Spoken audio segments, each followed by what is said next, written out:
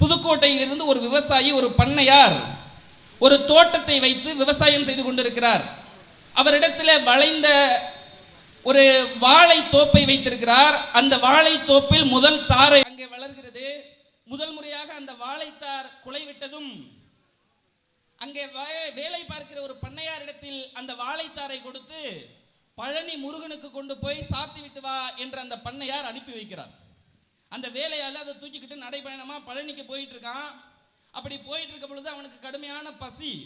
அப்படி பசியிலே இருக்கிற பொழுது 2 வாழைப்பழத்தை எடுத்து அவன் சாப்பிட்டுறான். அந்த வாழைத்தார 2 பழத்தை சாப்பிட்டுட்டு தாரை அங்கே பூசாரிட்ட கொடுத்துடுறான். அந்த பூசாரிட்ட அழைச்சு இந்த பண்ணையார் கேட்கிறாரு, நான் கொடுத்து அனுப்பிய வாழைத்தார் உங்களுக்கு வந்துருச்சா அப்படின்னு கேட்கிறார். அப்படி கேட்கிற பொழுது வாழைத்தார் வந்துருச்சு, ஆனா அதுல 2 பழங்கள் குறைவாக இருந்ததுன்னு அந்த பூசாரி சொல்ல, திரும்பி வந்த அந்த வேலைக்காரர், அவர்கிட்ட வேலை பார்க்கக்கூடிய அந்த தொழிலாளியை அடித்து சவுக்கால் அடித்து விரட்டி இருக்கிறார் இந்த பண்ணையார். அன்றைக்கு இரவு வந்து தூங்குகிறார். கனவிலே முருகப்பெருமான் வருகிறார்.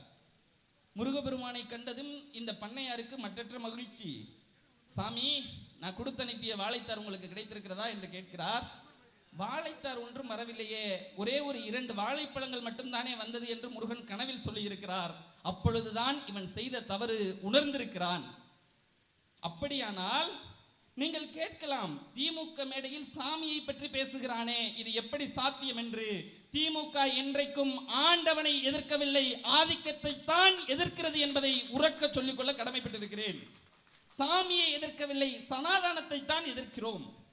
அப்படி எப்பொழுது ஒரு வறியவனுக்கு எளியவனுக்கு ஒரு திட்டம் சென்றடைகிறதோ அதுதான் இறைவனுக்கு செய்கிற மகத்தான பணி என்கிற அளவில் இன்றைக்கு திமுக ஆட்சி ஒரு வரலாற்று புரட்சியை செய்து கொண்டிருக்கிறது. உரிமைகளை இன்னைக்கு தாய்மார்கள் நிறைய வந்திருக்கீங்க. உரிமைகளை கேட்டு பெற்றால் அது உங்களுடைய தாய் வீடு. உரிமைகள் கேட்காமலே உங்களுக்கு கிடைக்க பெற்றால் அதுதான் தமிழ்நாடு என்கிற அளவில் ஒரு பொற்கால ஆட்சி நடைபெற்றுக் கொண்டிருக்கிறது.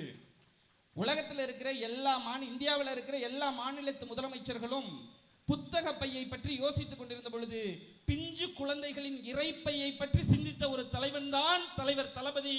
அதன் விளைவாக காலை உணவு திட்டத்தில் 16 லட்சம் பிஞ்சு குழந்தைகள் பசியாறி கொண்டிருக்கிறார்கள் என்று சொன்னால் நீங்க எல்லாம் யோசிச்சு பாருங்க. இது ஒரு வரலாற்று புரட்சி.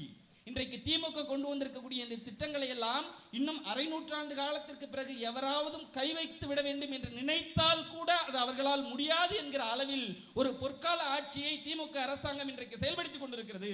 2021 மே மாதம் 7ஆம் தேதி முதல் கையெழுத்தாக தலைவர் தளபதி அவர்கள் கலைஞர் விடியல் பயண திட்டத்தில் கையெழுத்திடுகிறார். இன்றைக்கு தாய்மார்கள் 575 கோடி முறை மகளிர் பயணம் செய்து கொண்டிருக்கிறீர்கள்.